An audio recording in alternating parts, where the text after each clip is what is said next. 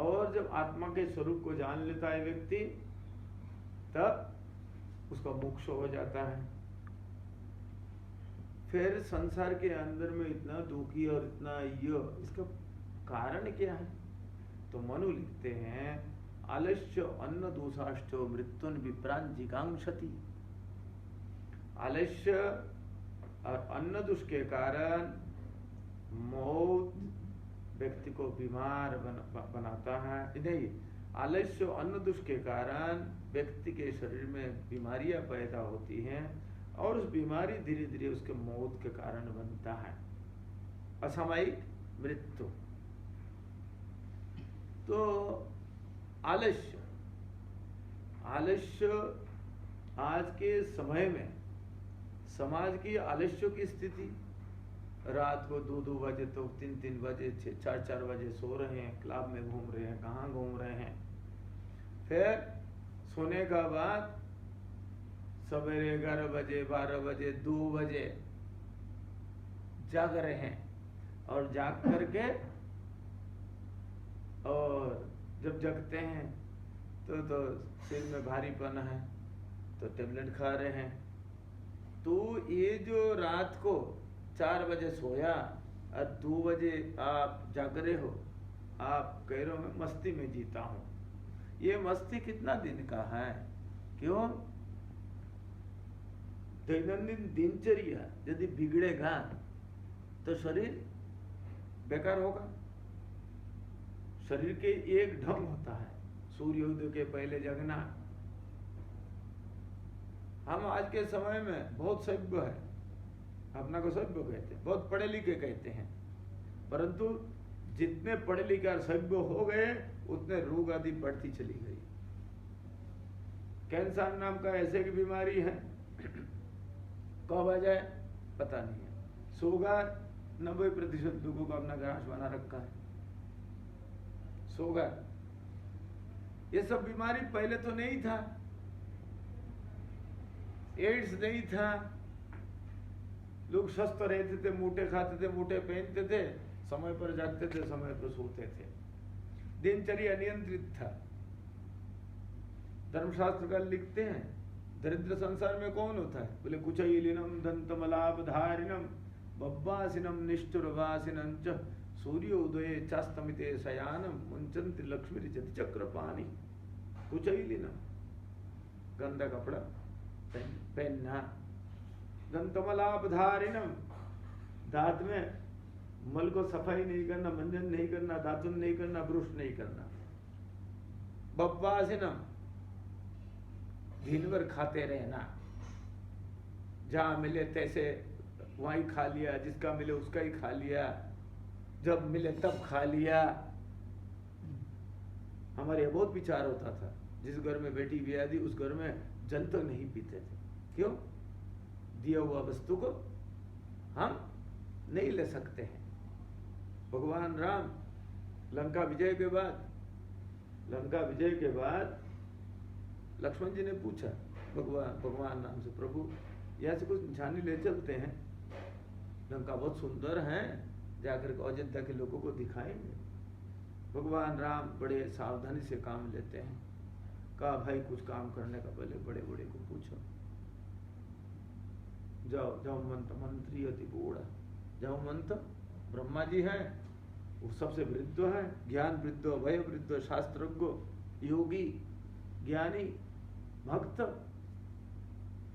उनसे बात जाकर के पूछो। लक्ष्मण जी गए, जाकर का मंत्री महोदय लंका विजय हो गया, अब जाना है, यहाँ से कुछ ले जाना चाहते हैं। हमने ठाकुर को पूछा था, ठाकुर ने आपके पास भेज दिया, बताओ क्या लेकर जाए। तब वो जामवंत जी बड़े गंभीर हो गए। जब गंभीर हो गए, कुछ बोले नहीं, तो लक्ष्मण जी ने कहा मंत्री आप तो बड़े गंभीर हो गए, बात क्या है?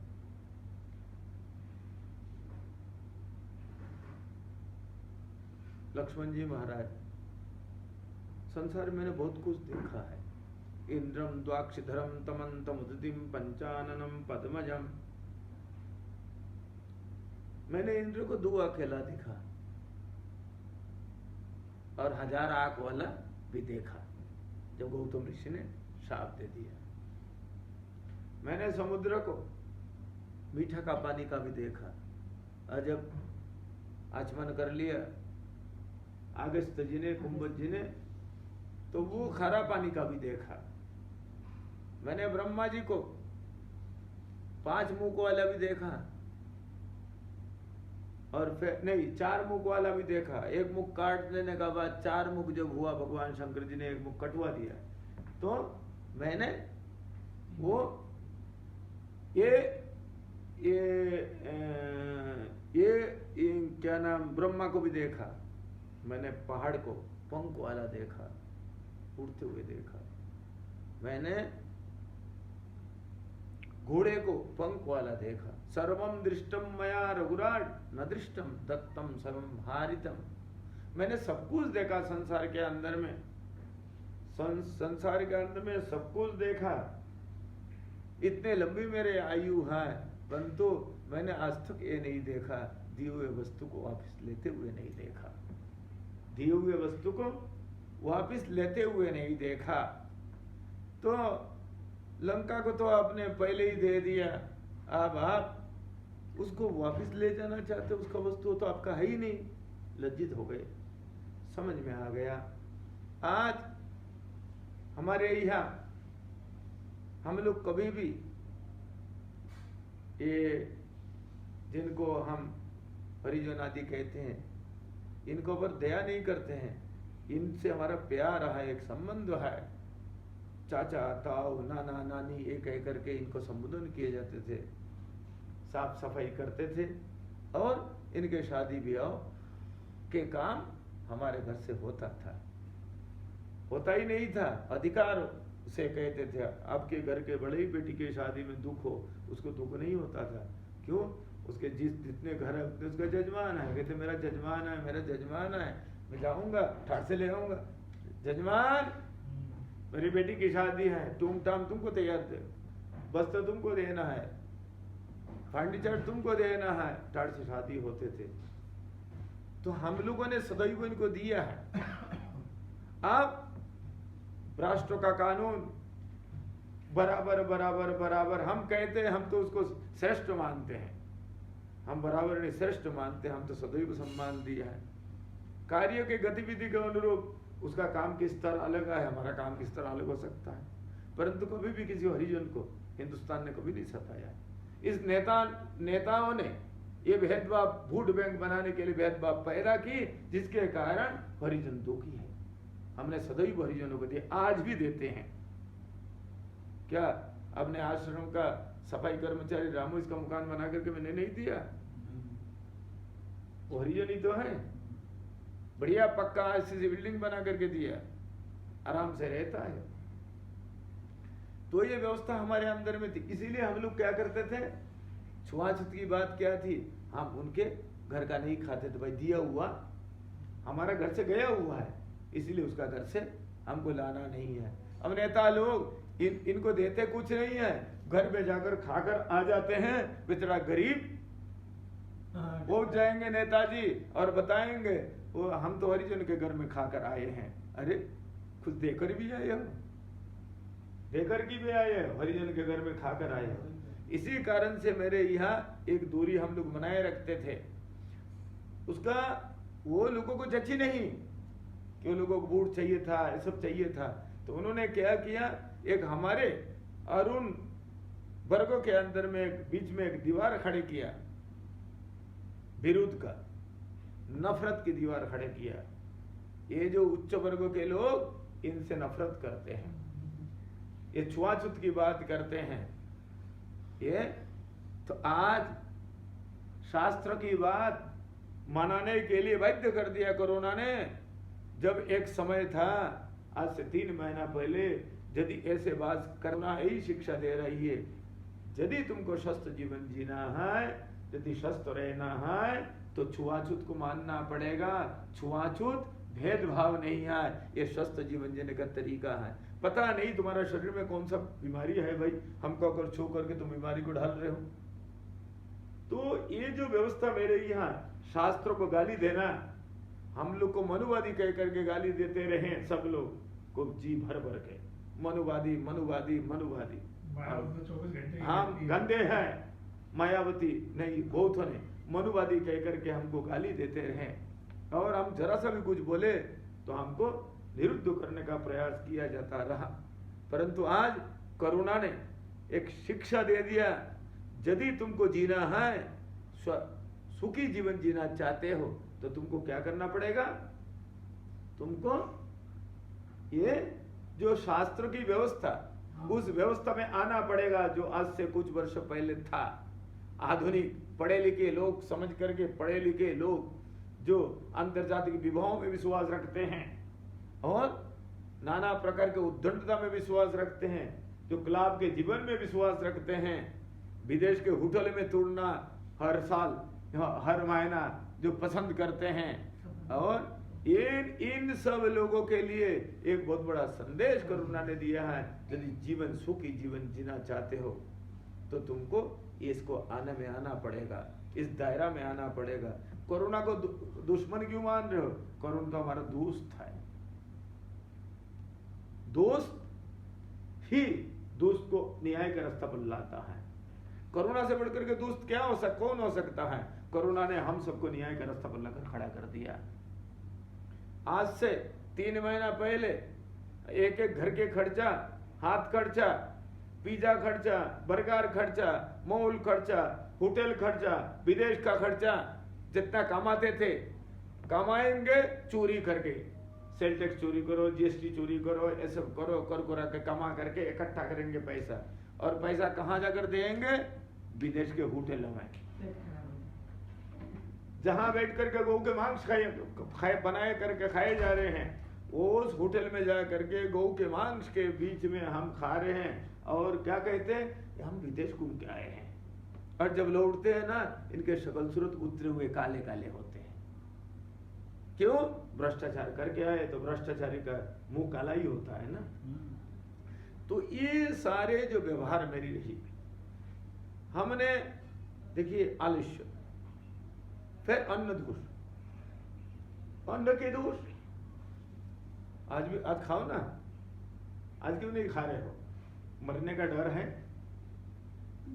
हमारे यहाँ हम कितने सज्ञ हो गए थे, हम कितने सज्ञ हो गए थे, 2 कुत्ता भी एक थाली में बैठकर खाते नहीं। आ जाए ना तो लड़ाई होगी, पहले एक को भगाएंगे फिर दूसरा खाएंगे, वो टुकुर टुकुर देखेंगे बैठकर। हम कुत्ते की तरफ एक थाली में नहीं। हम शादी में जाते हैं, हाथ धोने का कोई मतलब नहीं है, पैर धोने का कोई मतलब नहीं है, एक हाथ में प्लेट उठाए रखा हुआ है, जैसे कोई गाय भैंस को चारा दाना डालते हैं ना थान में, ऐसे रखे हुए टेबल में, कोई पूछने वाला नहीं है। वो एक हाथ से उठा रहे हैं, डालते जा रहे, खाते जा रहे, फिर उसी झूठा हाथ से फिर उठाते जा रहे, दूसरा भी आ रहा है, झूठे हाथ से उठा रहे हैं, खा रहे हैं, और खा करके अरे बड़ा शादी में बड़ा 50 आइटम बनाए थे, 100 आइटम बनाए थे, चाइनीज था तो थाईलैंड था, ये कोरियन था, ये जापानी था, ये इंडियन नहीं, ये कोरियन था, जापानी था। कोरोना कहाँ से निकली? इन चमगादड़ खाने वाले से निकली, कुत्ता खाने वाले से निकली। जिन भोजन के अंदर में कुत्ता, बिल्ली, मेढक, बंदर, सांप, बिच्छू, किसी का परहेज नहीं है। उसके भोजनशाला में हिंदुस्तान में उनके भी चाइनीज भोजन, ये चाइनीज होटल है, देखो जाकर भीड़ कितने हैं। हम कितने निर्लज्ज हो चुके थे, हम उस पैसा दे करके धर्म भ्रष्ट करने के लिए, अपना स्वास्थ्य को खराब करने के लिए उनसे भीड़ करते थे, और जा करके हम उनके भोजन करते रहे और अपना को बड़े कृतज्ञता मानते रहे। क्यों? हम उदारवादी हैं, हम उदारवादी हैं, हम सबको बराबर समझते हैं, हम भेदभाव मानते नहीं। तो आप क्यों भाई छोड़ दिया? अब तो कहते भेद रखो, 1 मीटर की दूरी बनाए रखो, नहीं तो बैंक में चले जाओ, चेक छूता नहीं कोई। अजय चेक लगाने के लिए तो वो डब्बा में ढककर चले जाओ, कल उठाएंगे। फ्लाइट में सामान में डंडे से निकाल रहे थे। तो आज ये अन्न दोष, अन्न दोष के कारण बीमारी पैदा होते हैं। हम होटल में जाकर खा रहे हैं, शादी ब्याह में जा रहे हैं, पार्टी में खा रहे हैं, पता नहीं बनाने वाला वो कैसे है। जब तुम हाथ धो नहीं रहे हो, वो क्या हाथ धो करके बना रहा है? पसीना उसका सिर का उसमें घिरा है नहीं गिरा है? क्या उसका बाल घिरा है नहीं गिरा है? क्या नाखून घिरा है? क्या थूक घिरा है? ये सब विचार हम लोगों ने सब कुछ छोड़ दिया था। हम लोग पशुवत आचरण हो गए थे, इसीलिए हमारा विवेक नष्ट हो गया था। देखिए, विवेक शब्द की अर्थ का बात करते हुए लोग सोचते हैं अच्छा बुरा काम का ज्ञान को विवेक कहते हैं, परंतु अच्छा बुरा काम का ज्ञान आएगा कैसे? तो कहते 3 दोष से बच करके जब अन्न का सेवन करोगे, 3 दोष से बच करके अन्न का सेवन करोगे, उस अन्न के द्वारा आपके अंदर में एक सात्विक जो स्थिति पैदा होगी, उससे विवेक उत्पन्न होगा। बोले वो 3 दोष क्या है? जाति दोष, संस्कार दोष, निमित्त दोष। जाति दोष, दूध गाय का भी होता है, गाय एक जाति है। दूध बकरी का भी होता है, गधी की भी होती है, भैंस का भी होता है। तो प्राय लोग भाई गाय का ही दूध पसंद करते हैं, नहीं बकरी का भी पी लो, सुअरी की भी पी लो तो 12 स्तनीय 12 किलो दूध देती है सुअरी, उसका भी पी लो, क्या आपत्ति है? सुअर के 12 बच्चे होते हैं और 12 बच्चे इतना फुदुक फुदुक करके चलते हैं, इतना रिष्ट पुष्ट सुंदर गोल मटोल। सुअर के बच्चे कितना सुंदर होते हैं, गोल मटोल, बिल्कुल गुलाबी रंग के। दूध पीते तभी तो होते हैं ना। तो सुअर के दूध पी लो। नहीं, हम सुअर जाति है, हम इसके दूध नहीं पिएंगे। इसीलिए हमको किसका खाना किसको नहीं खाना, किसका पीना किसका नहीं पीना, ये समझ करके हम अन्न का सेवन करते थे। ठीक है, अन्न भी अच्छा व्यक्ति का है, अन्न अच्छा व्यक्ति का है, परंतु बनाया इसको किसने? बनाने वाला कोई मर्डरर तो नहीं है, कोई व्यभिचारी तो नहीं है, कोई दारू वाला तो नहीं है, कोई जुआड़ी तो नहीं है, कोई इस प्रकार के चोर तो नहीं है, डकैत तो नहीं है। इस प्रकार के जिसके जो स्वभाव होता है, जो काम करता है, उसके हाथ से बने हुए अन्न के अंदर में वो स्वभाव रहेगा, उसका संस्कार रहता है।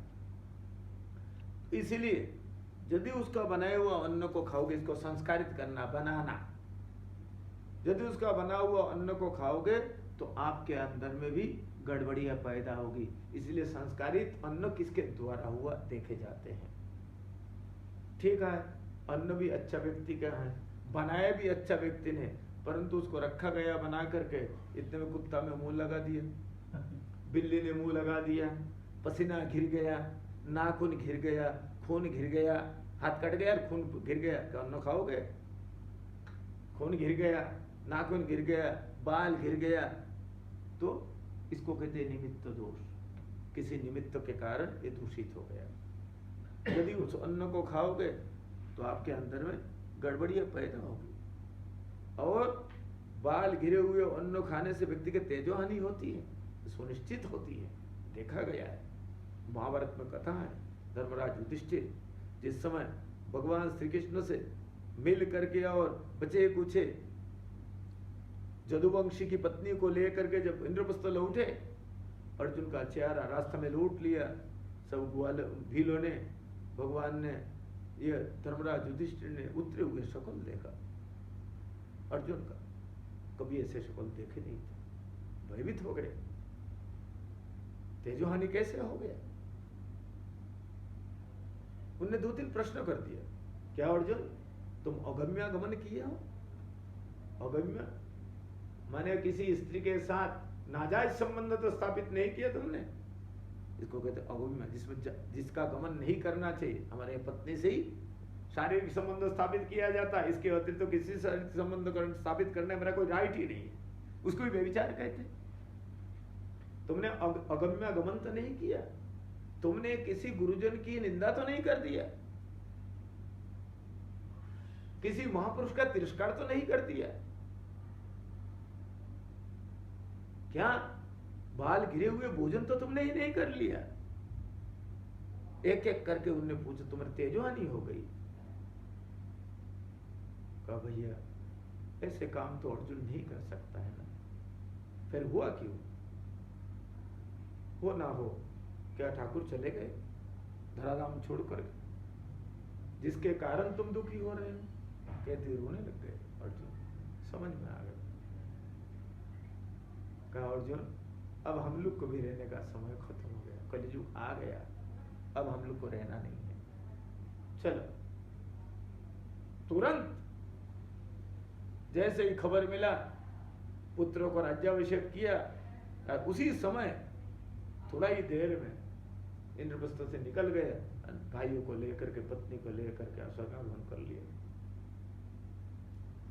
तो निमित्त दोष के कारण जो अन्न में दोष पैदा होता है, इन 3 दोष से बच करके जो अन्न का सेवन करता है वो अन्न के द्वारा हमारे अंदर भी विवेक उत्पन्न होती है, क्या अच्छा है क्या बुरा है। उस विवेक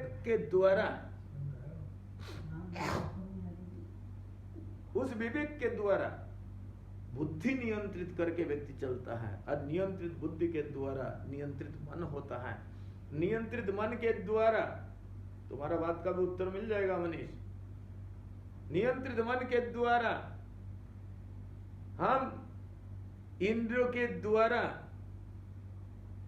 राग और देश से ऊपर उठ करके अटैचमेंट और दुश्मनी, इससे ऊपर उठ करके राग और देश से ऊपर उठ करके नियंत्रित मन के द्वारा जब हम इंद्रियों के द्वारा विषयों को भोगेंगे हमको शांति मिलेगी। शांति मेरा शाश्वत अधिकार है, इसी को कहते कर्मयोग। क्यों? आप आग की पट्टी बांधने से कोई आग देखना बंद कर देता है, ऐसे नहीं है। आग की पट्टी बांध लो फिर भी आपका घर दिख रहा है, द्वार दिख रहा है, दुनिया दिखता है, बंद करने का बुद्धि दिखता है। क्यों?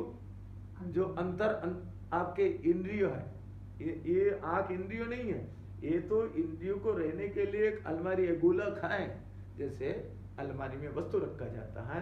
तो ये जो 2 आंख दिख रहा है, इसमें आंख चक्षु इंद्रियों को रखने का एक अलमारी है, सुरक्षित रख, बंद होते ही सुरक्षित हो जाता है। ये हाथ है, ये हाथ हस्त इंद्रिय नहीं है, हस्त इंद्रिय को रखने के लिए इसके अंदर में ये अलमारी है, ऐसे पैर है। तो जब हम विषयों का सेवन इस प्रकार से हम करेंगे हमको शांति मिलेगी मिलेगी। शांति में मेरा शाश्वत अधिकार है। हर व्यक्ति शांति शांति की बात करते हैं। इसीलिए हमारे अंदर में जब से हम आधुनिक पढ़े लिखे पाश्चात्य सभ्यता से, जहां सभ्यता, जिसको सभ्यता का कोई सिंग और टांग ही नहीं है, जिस सभ्यता को लोगों ने अपना आदर्श मान लिया है, भगवान को गाली देना, मंदिर को गाली देना, गुरुजनों को गाली देना, ब्राह्मणों को गाली देना, साधु महात्मा को गाली देना, जिनका धर्म है पाश्चात्य, माओवादी, कम्युनिज्म जिसको कहते हैं, अरवान नक्सलिस्ट, उन्होंने इन सब बातों को मानवाधिकार के नाम से हिंदुस्तान में फैला करके लोगों के अंदर में से नफरत का बीज बोने का प्रयास किया। उससे उनको कुछ पैसा मिलता है,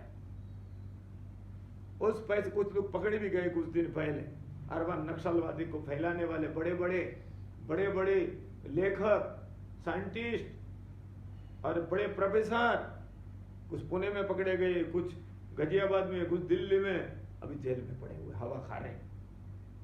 अरबान नक्सलवाद जिसके शिकार हमारे बच्चे बन रहे हैं। हमारे बच्चा ये कहते, अरे मंदिर में जाकर क्या होगा, ये हनुमान जी, ये कोई भगवान है, ये तो मंकी गॉड है, ये मंकी गॉड है। बंदर भी भगवान होते हैं, बंदर भी भगवान होते हैं। हमारे भगवान तो घोड़ा भी बन जाते हैं, सूअर भी बन जाते हैं। हाँ, ये बन के दिखाते हैं, नहीं नहीं मैं किसी भी रूप में आ सकता हूं। इसीलिए ना घोड़ा से घृणा करो, ना सूअर से घृणा करो, ना मछली से घृणा करो, सब मेरा ही रूप है। इस बात को प्रदर्शित करने के लिए ठाकुर समय समय पर नाना प्रकार के रूप धारण के अवतार लिया है। तो ये जो करुणा है, करुणा को लेकर के आज लोग भयभीत क्यों हो रहे हैं? अरे भाई भ्रष्टाचार को त्याग दो, दुराचार को त्याग दो, व्यभिचार को त्याग दो। करुणा ही तो कह रही है तुमको कुछ नहीं बोलूंगा यदि तुम भ्रष्टाचार को छोड़ दोगे। आज भी हिंदुस्तान इतना सरकार करोड़ों करोड़ एड में रोज खर्चा कर रहे हैं, दूरी मेंटेन करो, मास्क पहनो, ये करो वो करो, बाहर जाओ तो सावधानी से रहो, फिर भी कहाँ सावधानी, एक दूसरा घसीट करके एक दूसरे के बगल में ही बैठने का प्रयास, छू करके ही रहने का प्रयास कर रहे हैं। इतना भ्रष्टाचारी हो गए लोग। हाँ, माँ बहन बहू बेटी को भी बगल में ही बैठ करके मजा लेना है। हाँ? ये सब हमारे धंधा बन गया। तो कहने का अभिप्राय, ये करुणा ने हमको डराया नहीं। करुणा हमारा करुणा से बढ़कर के दोस्त कोई नहीं हो सकता है। जिस करुणा ने हमको आचार दोबारा प्रतिष्ठित किया, सिखाया कैसे खाना है। हम हमारे इतने हाथ खर्चा बढ़ चुके थे, इतने 300 रुपया 400 रुपया का सामान घर में बनाया जाता है, 10 व्यक्ति का पेट भरता है। वही एक बच्चा पिज्जा के दुकान में जा रहा है, 400 रुपया पिज्जा खाकर आ रहा है। आपकी खर्चा बढ़ी है गाठी? नहीं, पिज्जा खाना है, हमको आउटिंग करना है, आज संडे है, आउटिंग जरूरी है। तो जो 3 महीना हिंदुस्तान में आउटिंग नहीं हुई, होटल नहीं गए, पिज्जा नहीं खाए, परिणाम क्या हुआ? हिंदुस्तान की मृत्यु दर घट गया। 3 महीना पहले रोज 1000 व्यक्ति हिंदुस्तान में रोड एक्सीडेंट में मरते थे। 50,000 आदमी मरता था टोटल हिंदुस्तान में। 1000 आदमी स्मशान में। उस दिन मेरी बात हो रही थी सोनीपत में हरिप्रकाश मंगल से, लॉकडाउन के समय में, लगभग 1-1.5 महीना पहले। हमने कहा रे तुम्हारे यहाँ क्या स्थिति है? बोले गुरुजी मृत्यु दर तो घट गया। बोले कैसे? वो स्मशान में भी कुछ कमेटी में आए शायद। कहते गुरुजी जिस समय वो क्या नाम सामान्य स्थिति थी, उस समय 250-300 लोग महीना में आते थे डेड बॉडी। अब तो 25-30 ही नहीं आ रहे हैं। प्रदूषण खत्म हो गया। आज से अभी जब मैं हरिद्वार आ रहा था लॉकडाउन के बाद, सुखताल से चला बहादुराबाद के पहले, वहां से मुझको हिमालय की चोटी दिखाई पड़ा। देख करके तब खुश हो गए हम। हिमालय का चोटी दिख रहा है रुड़की के बाद। आज से 3 महीना पहले नहीं दिखते थे। जालंधर से 200 किलोमीटर धारचूला के पहाड़ दिख रहा है। आप लोगों ने केवल टीवी में देखा। प्रदूषण, गंगा स्वच्छ हो गया, जमुना स्वच्छ हो गई, डिस्टिल वाटर शुद्ध जल हो गया। ये हमने केवल अनैतिक जीवन जीने को ही हमने सुख मान लिया। होटल में जाकर मस्ती करेंगे खूब, एक गाड़ी से मेरा काम चल रहा है तो हमको 4 गाड़ी चाहिए, नया गाड़ी आते ही ये खरीदना जरूरी है। हमारे मन पर कोई नियंत्रण नहीं है। हम गाड़ी हमारी सुविधा है, गाड़ी फैशन नहीं है। गाड़ी को यदि फैशन, फोन मेरी सुविधा है, फोन फैशन नहीं है। हमको तो एप्पल का ही फोन खरीदना है जी, लाख रुपया का फोन आता है वही खरीदेंगे। बाजार में लेविस के कपड़ा आया, वो पहले वो खरीदना जरूरी है। और वही कपड़ा हमारे गोनील है, वो क्या नाम गांधी मार्केट में बनाता है कपड़ा, वो 300 रुपये में 250 रुपये में जींस बनाता है, वही लेविस में जा करके वही बना करके टैग लगा करके देता है। वो जा करके अरे 10-10 हजार में बिक रहा है। तो हम केवल ब्रांड, इसी से हमने विदेशी ब्रांड यदि कपड़ा पहनते हैं तो हम बड़े आदमी के लड़के कहलाएंगे। ये हम लोग का जो हम मानसिकता बन चुकी थी, हमारे दैनंदिन दिनचर्या हमारे पूछा नहीं रहा था, जितना कमाओ उतना ही बराबर है। 3 महीना में क्या घर में ही रहते रहे।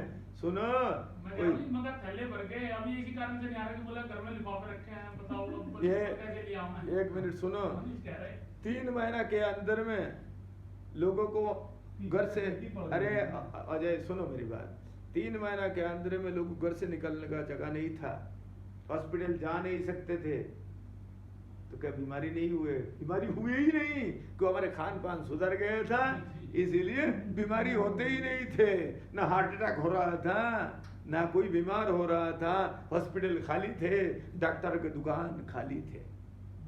ये हमारी कोरोना के लॉकडाउन के समय में तो वही घर है ना, रोज डॉक्टर के पास जाओ, रोज दवाई लो। 3 महीना जब हमने दवाई नहीं लिया तो मैं क्या मर गया? नहीं, कोरोना ने मुझको नियंत्रित करने के लिए मुझको लॉकडाउन कर दिया। तुम आदत सुधारो। उसमें भी निर्लज्ज कितने हैं, बिस्तरी तोड़े। अरे मौका मिला तुमको, घर में बैठ करके साधना करो, पढ़ो लिखो, कुछ नया क्रिएशन करो, ये सब किए बिना, अरे मेरे पास कोई काम ही नहीं है तो क्या करता, मैं सोऊंगा। अरे भाई तुम्हारे पास कुंभ नहीं है?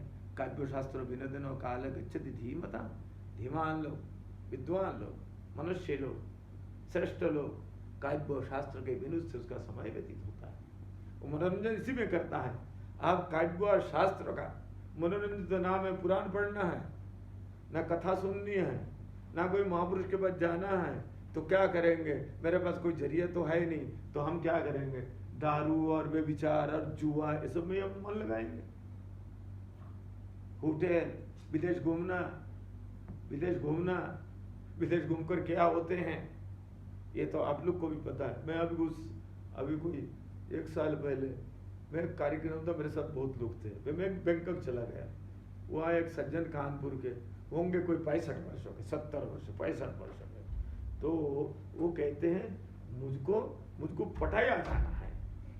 तो हमने कहा मेरा एक शिष्य है, वो अमित बिरला, वो डायमंड का काम करता है, हाँ ये बैंकॉक में, वो सब हमको बताता रहा क्या नाम, ये थाईलैंड की क्या स्थिति है, और वो बिजनेस करता है। कभी ऐसे जगह में कभी देखने के लिए भी नहीं गया, कहा गुरु जी देखने का जगह नहीं है, वो लेता है बैंकॉक में।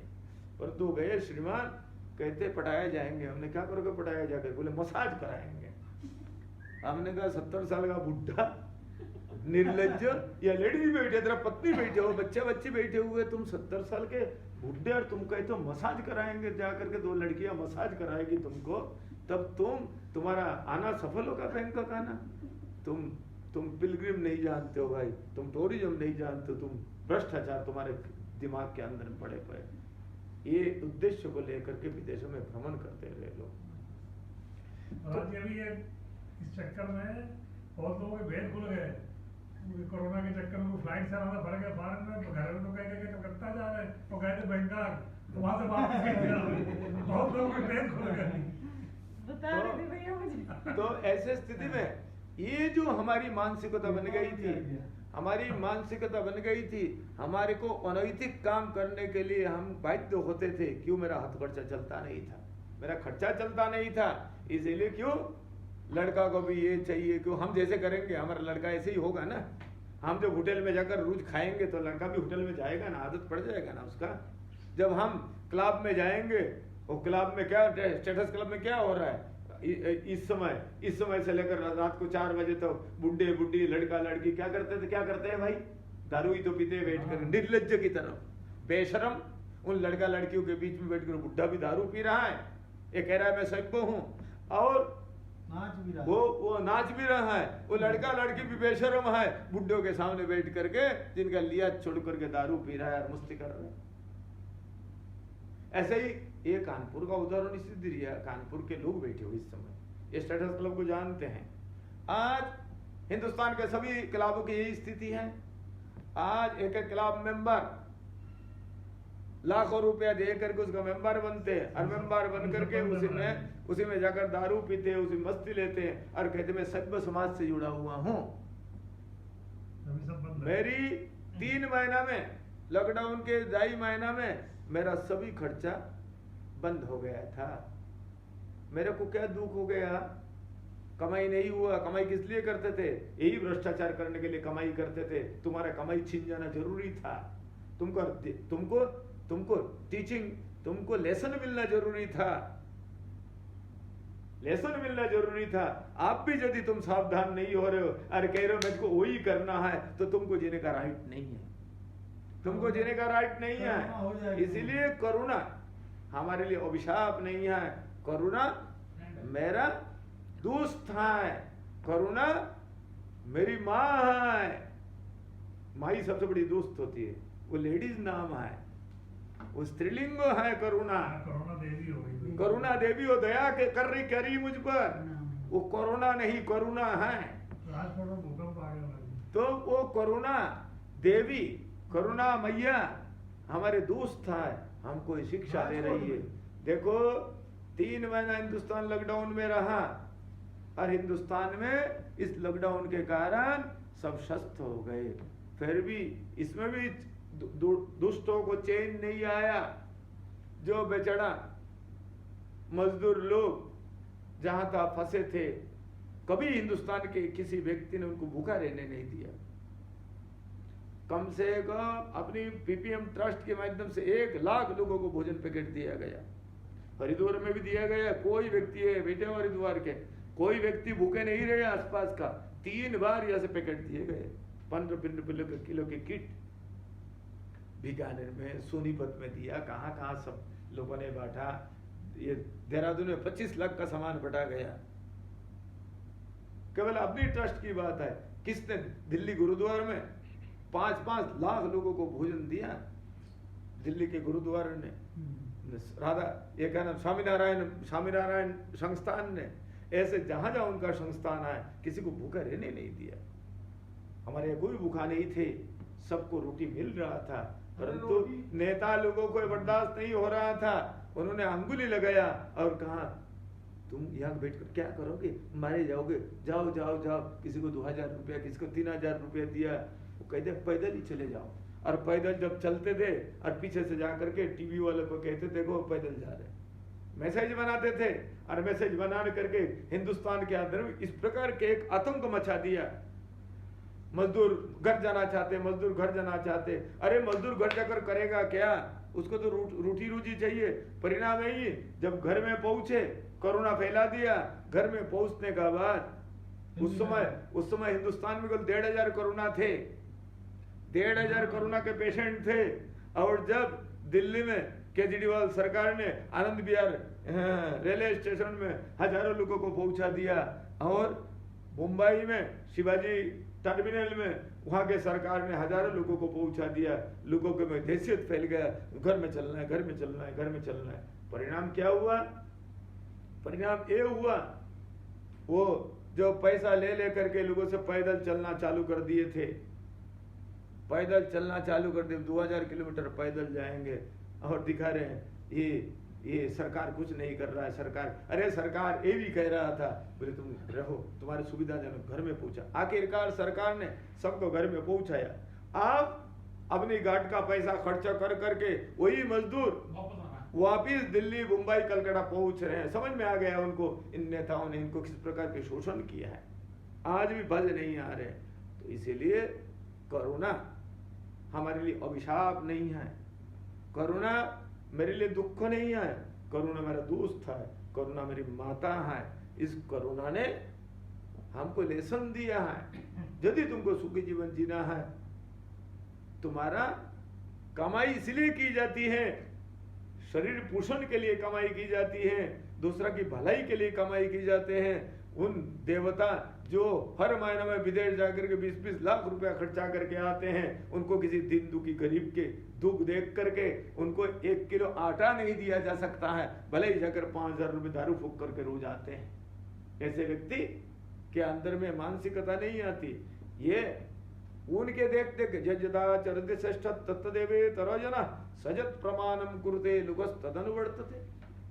समाज में श्रेष्ठ व्यक्ति जो आचरण करता है, नीचे तबका के लोग उसी आचरण को आदर्श मान करके उसमें चलने का प्रयास करते हैं। वो सोचते हैं ये कर रहे हैं, बड़े आदमी हैं, तो हम भी ऐसे करेंगे तो हम भी बड़े आदमी कहलाएंगे। परिणाम क्या हुआ? हिंदुस्तान भ्रष्टाचार का शिकार बन गया। हिंदुस्तान भ्रष्टाचार का शिकार बन गया। इसलिए आज जो ये 2.5 महीना के कोरोना के लॉकडाउन का पीरियड गया, हिंदुस्तान में मृत्यु दर तक घट गए, बीमारी तक घटी, पोल्यूशन घटी, सब कुछ घटी।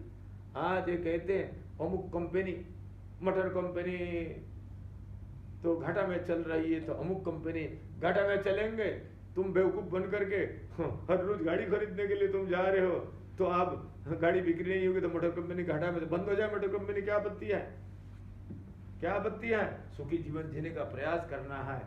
तो हमारे अनैतिक जो मांग हमारे जीवन की थी, अनैतिक मांग के कारण हम अनैतिक तरीका से धन इकट्ठा करते थे, और उस धन को इकट्ठा करने के लिए मैं किस प्रकार के किसी को शोषण भी करता था, किसी को कुछ करता था, किसी को कुछ सरकार के टैक्स भी नहीं देते थे, कुछ भी नहीं देते थे, केवल धन इकट्ठा करना है। तो इन बातों को कोरोना ने हमारे सामने हमारे टीचर बन करके आया है। माँ टीच करती है ना बच्चा को, गलत काम नहीं करना, झूठ नहीं बोलना, किसी को खाना मत हाथ धो करके खाना है, माँ सिखाती है ना। तो ये कोरोना माँ ने हमको ये सिखाया, नहीं बेटा हाथ धो करके दिन में इतना बार हाथ धोना, 20 मिनट हाथ धोना, और तब जाकर कुछ खाना, और खाने का बाद भी हाथ धोना, अच्छी तरह कुल्ला करना, किसी को छूना मत, किसी को छूना मत। यदि छुओगे तो कोरोना आ जाएगा, मर जाओगे। दूरी मेंटेन रखना, ये सब हमारी व्यवस्था। आज ये नई व्यवस्था नहीं है। कोरोना ने हिंदुस्तान के आर्थिक स्थिति बदल दिया, कोरोना ने हिंदुस्तान को विश्व गुरु बना दिया। सारे दुनिया के लोग हाथ मिलाते थे, मुंह में चूमते थे, कोई भी मिलता है तो गाल में किस करते थे। ये इनका शिष्टाचार है, ये शिष्टाचार है। बताओ, ये भ्रष्टाचार को शिष्टाचार मान बैठे थे। तो फिर जब कोरोना आ गया तो लोगों ने कहा नहीं, लोगों ने कहा कैसे करे, कैसे मिले भाई, हाथ मिला तो कोरोना आ जाता है। तो पैर से एक दूसरे को लात मारना चालू कर दिया। तो पैर ये देखा ये तो ठीक बात नहीं है। तो पहले अमेरिका का राष्ट्रपति ट्रंप ने कहा नहीं नहीं, हमको मोदी वो हमारे आदर्श हो सकते, हिंदुस्तान की और जाना चाहिए, हमको नमस्कार करना चाहिए, नमस्ते, हमको ना पैर में किक मारना चाहिए। कुछ लोग को नहीं लगाते थे, बोले भी तो छुएगा ना। तो ये शिष्टाचारी भी बन जाएगा, नमस्ते करना चाहिए। आज कोरोना ने हिंदुस्तान को विश्व गुरु बना दिया। आज विश्व के कोई देश नहीं है जहां ये नमस्ते नमस्कार इसका इस्तेमाल नहीं होता। इंग्लैंड हो, अमेरिका हो, जर्मनी हो, स्विट्जरलैंड हो, इजराइल हो, किसी भी कंट्री में चले जाओ, वहां नमस्कार नमस्ते, ऑनलाइन हाँ नमस्ते ही करते हैं, जूम पे हाथ मिलाने का। तो हिंदुस्तान को विश्व गुरु बना दिया। तो कोरोना हमारे देश को भी विश्व गुरु बना दिया। इतना ही नहीं, कोरोना ने चाइना आदि देश को भ्रष्टाचार को खोल दिया। आज विदेश की बड़ी बड़ी कंपनी हिंदुस्तान में कारोबार करने के लिए आ रहे हैं। कई कंपनी ने कारोबार चालू कर दिया। उससे क्या होगा, हमारी लोगों को रोजगार भी मिलेगा। तो कोरोना हमारे देश के सरकार ने भी बहुत कुछ किया। इतना तो कोई परिकल्पना नहीं करता। 20 लाख करोड़ रुपया किसको कहते हैं। बड़े बड़े कंट्री में जीडीपी इतना नहीं है जितना हिंदुस्तान के सरकार ने लोगों को दे रही है। उन्नाव से अमित का फोन आया था, गुरु जी कोई काम बताओ, क्यों रुपया मिल रहा है, हम सोचते कोई फ्लावर मिल लगा दे। फ्लावर मिल के चक्कर में मत पड़ना, बर्बाद हो जाएगा भाई। माने विदाउट गारंटी उसको बैंक से मिल रहा है, सबको पैसा मिल रहा है कम 5% ब्याज में। आप ये भी नीति ठीक है, क्योंकि श्रेणी बंटना उचित नहीं होता है। व्यापार करो, कमा करके पैसा दो। ये 20 लाख रुपया, 20 लाख करोड़ रुपया जो समाज में बटी जा रही है भिन्न भिन्न पैकेज के आधार पर, इससे क्या होगा, समाज के गरीबी नाम की चीज नहीं रहेगी। आज विश्व के सामने हिंदुस्तान का छवि ऐसे उभार करके आया, हमारे दवाई खा करके कोई नहीं। हमारे यहाँ तो 750 लोग, 7,500 लोग मरे हैं कोरोना में। 7,500 लोग मरे हैं। हम क्विनाइन खिला करके सबको ठीक कर दिया, और विदेश को भी क्विनाइन खिला करके ठीक कर दिया। जब हिंदुस्तान में कोई ना, हिंदुस्तान से कोई ना अमेरिका गया, जब ब्रिटेन में गया, अन्य अन्य कंट्री में गया, तो विदेश के लोग भी कोई ना खाकर ठीक होने लग गए। हमारे देश, हमको कोरोना में डरने की आवश्यकता क्या है? कोरोना मेरी माँ है, कोरोना मेरा दोस्त है, कोरोना मेरे को टीच किया है, मुझे लेसन दिया है, शिक्षा दिया है, सरकार उसको खूब प्रचार कर रही है। इन सरकार की प्रचार के माध्यम को, डॉक्टर के माध्यम से जो आ रहा है, साइंटिस्टों के माध्यम से आ रहा है, ये साइंटिस्ट नहीं है, ये कोरोना माता के दूत है, मैसेंजर हैं। ये डॉक्टर, सरकार कोरोना माता के मैसेंजर है, ये मैसेज दे रहे हैं टीवी में, अरे हाथ धो करके इतना 20 सेकंड हाथ धोना, अच्छा तरफ साबुन रगड़ करके, स्नान करके ही खाना पीना, स्नान करके सोना। हाँ, हमारे यहाँ आते हैं पसीना में सारा बूर, ना स्नान की मतलब ना किसी के मतलब, आकर के पता नहीं कैसे पसीना में सारा बूर और खाना चालू कर दिया। ये हमारे यहाँ जो भ्रष्टाचार, एसी हो गया ना हमारे आजकल, तो एसी बैठने में सब ठीक हो जाता है 5 मिनट। तो ये क्या नाम, हमारे जो भ्रष्टाचार फैला हुआ था, ये भ्रष्टाचार को ठीक करने के लिए करुणा माता का आविर्भाव हुआ है। कई जगह में तो करुणा माता की पूजा होने लग गई है, करुणा माता के आविर्भाव हुआ है। इसीलिए करुणा माता का सम्मान करते हुए, करुणा माता की सम्मान करते हुए, करुणा माता को मैसेज सरकार के द्वारा जो मेरे सामने आ रहा है, वो मैसेज को हमको देखते हुए, ये मैसेज क्या है जो आज से सैकड़ों साल पहले मानव के लिए, इंसान के लिए लाइफस्टाइल क्या होती थी, इंसान के जीवन जीने का तरीका क्या होता था, इंसान के खान पान की व्यवस्था क्या होती थी, उस पुरानी उन व्यवस्था में लौट करके हिंदुस्तान को नहीं, विश्व को जाना पड़ा। और हमको जाना चाहिए और जाना पड़ेगा। यदि आज हम लोग इन बातों को इस प्रकार के मानने लग जाएंगे, हमको कोई कोरोना से डर नहीं, हमको तो कोरोना से डर नहीं लगता है, वो हमारे दोस्त है, वो हम दिन में 3 बार नहाते हैं, कोई 4 बार नहा लेते, चाहे सर्दी हो गर्मी, आज नई बात नहीं है। दिन में 50 बार तो हाथ धोते हैं, अब हाथ धोने लग गए, मैं तो 50 बार हाथ धोता हूँ, पैर धोता हूँ, कुल्ला करता हूँ। कोई गलत व्यक्ति मुझको छू दे तो मुझको पसंद नहीं है, जाओ भाई वहीं रहो। ये सब व्यवस्था है हमारे यहाँ रही है, और हमको सुखी जीवन जीने के लिए इन व्यवस्था में जाना पड़ेगा। हमको कोरोना से डरना नहीं है, कोरोना को गाली देना नहीं है, कोरोना को गाली देना नहीं। देखिए विश्व के अंदर में एड्स है, एड्स का कोई वैक्सीन नहीं है, परंतु एड्स का पेशेंट भी समाज में जीवित है, हमारे परिवार के अंदर में है। परंतु डॉक्टर कहते हैं एड्स हो गया, उसके साथ व्यवहार कैसे करना है, उस व्यवहार को मेंटेन करके चलोगे, तुमको कभी एड्स के साथ में रहते हुए भी एड्स नहीं हो सकता है नहीं हमारे समाज के अंदर में एड्स का पेशेंट, और वो दवाई खाता रहता है, अपना काम चल रहा है, उसके साथ में हमारे घर के अंदर में एड्स के पेशेंट होते हैं, परंतु वो सुरक्षित है और हम भी सुरक्षित है। कहाँ? इससे केवल शारीरिक संबंध, सेक्सुअल रिलेशन मत रखना, स्वस्थ रहोगे। यही तो कह रहा है, कोरोना भी यही संदेश दे रहा है। जब एड्स हमारे लिए घातक नहीं है, कोरोना का एड्स का कोई वैक्सीन नहीं है, ऐसे कोरोना का कोई वैक्सीन नहीं है, तो क्या महामाया का कोई मारने के लिए कोई वैक्सीन होता है? ये महामाया है, इसीलिए इसका भी कोई वैक्सीन अभी तक तो पैदा नहीं हुआ। आगे भी शायद जैसे एड्स का वैक्सीन नहीं हुआ, ऐसे आगे के एड्स क्या कहता है, व्यभिचार से बचो तो एड्स नहीं होगा, व्यभिचार से बचो एड्स नहीं होगा, व्यभिचार करोगे एड्स होगा। यही तो एड्स हमको लेसन दे रहा है। फिर भी दुनिया के लोग व्यभिचार करने में कोई कमी नहीं रखते, कितने रेप होता है, कितने ये होता है, अपने पर नियंत्रण नहीं है, खान पान प्रदूषित है। ऐसे ही कोरोना, जैसे एड्स होते हुए भी लोग जिंदा है, ऐसे कोरोना होते हुए भी लोग जिंदा रहेंगे। केवल कहते इम्यूनिटी पावर बढ़ाओ तो ठीक हो जाएगा। अरे हमारे खान पान इतना शुद्ध है, हमारे देश की इम्यूनिटी पावर की बात करते हो, हिंदुओं को, हिंदुस्तान के लोगों को ऐसे सिखाने की जरूरत नहीं है।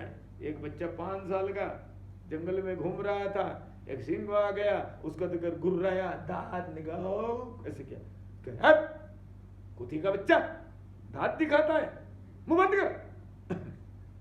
डर के हमारे सिंह ने मुंह बंद कर दिया। भरत 5 साल का भरत, हाँ भरत, हाँ इधर आ, कुत्ते का तरफ आ गया डरता हुआ, मुंह क्यों दिखा रहा था खुल करके, खुल मुख, खुल गया।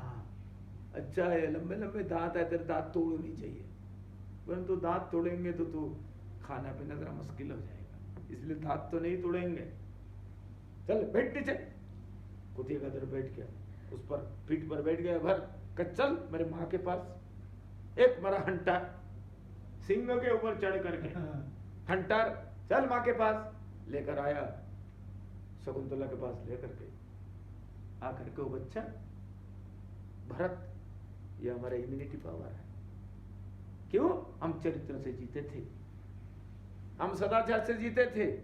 भ्रष्टाचार मेरा आभूषण नहीं था, सदाचार मेरा आभूषण था। अब भ्रष्टाचार को जब आभूषण बना लिया हमने, तो कोरोना मत आएगी ही आएगी। इसलिए बहुत अच्छा है, यही हमारा संदेश है। इस बातों से सबको सब उत्तर मिल जाना चाहिए।